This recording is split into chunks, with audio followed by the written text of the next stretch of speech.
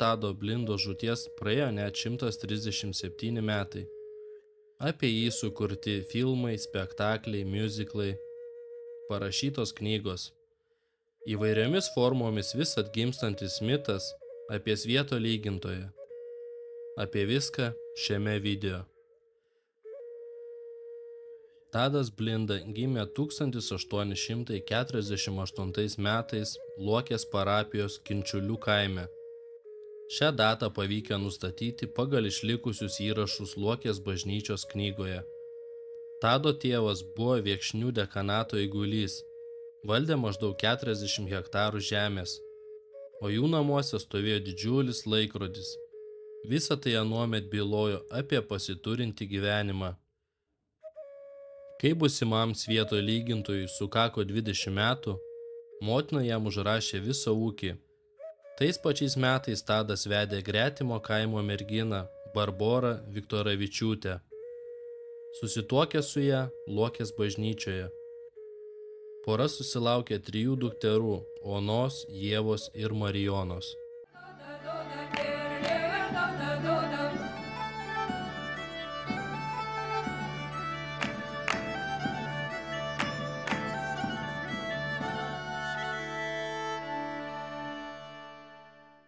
Tadas Blinda buvo aukštas, stiprus, išvaizdus vyras. Būnant kiek daugiau nei 20 metų, buvo išrinktas Valsčiaus seniūnu.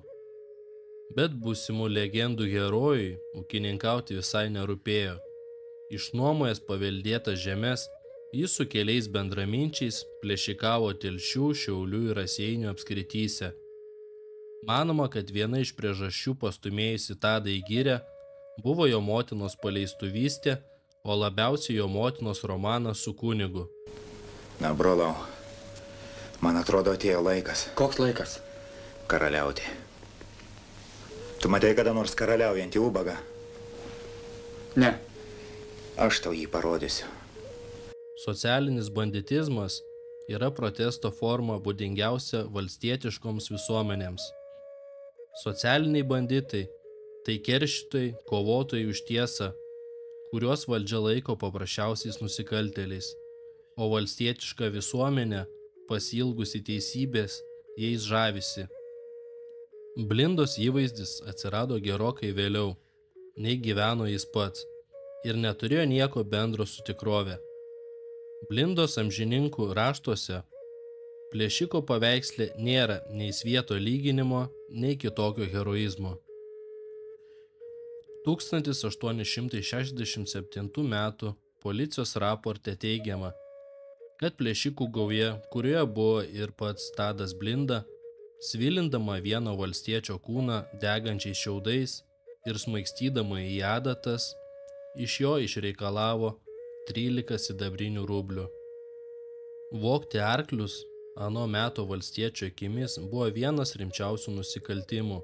Likęs be arklio valstietis galėjo prarasti ir savo ūkį. Kartais tokius vagis gaudyti ir vykdyti teisingumą imdavosi patys valstiečiai. Tuo laiku pats Tadas Blinda buvo vadinamas didžiausiu vagimi ir arkliavagiu. Gražinkit man arklį. Mažų vaikų pagailykit. Iš kur žinai, kad tavo arklys pas mane? Žmonės sakė, žmonės matė, kaip iš laukų nuvedė. Tegu dabar pavosto. Tegul pavosto. Arba ant šakos jį. Geriau jau ant šakos tada. Nebušiuosiu aš arklių uodegos.